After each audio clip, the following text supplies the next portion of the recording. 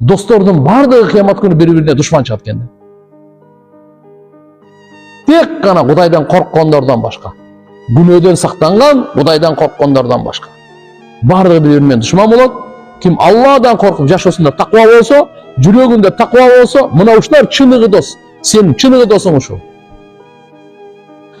Эгерде ушундай дос анын сөзү Алланы эстете турган, амалы ахиретти эстете турган эгерде дос таап алсаң, колдон чыгарбай карман.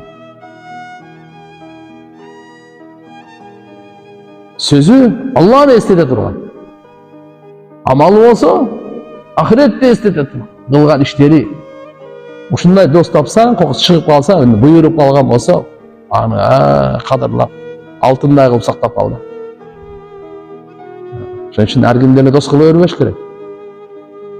Айткан сен дос тутканда жакшынакай кара. Просто сен айт мага, сенин досуң ким, сен ким экенсиң, мен айтам дейт. Адам баласы өзүнүн досунун дининде болот. Аля дини халили. Илмар аля дини халили. Досунун дининде болот. Дос не десе кыла берет. Достуктан кече албайт. Күнөө кылганга туура келсе кылып кете берет. Достуктан кече албайт.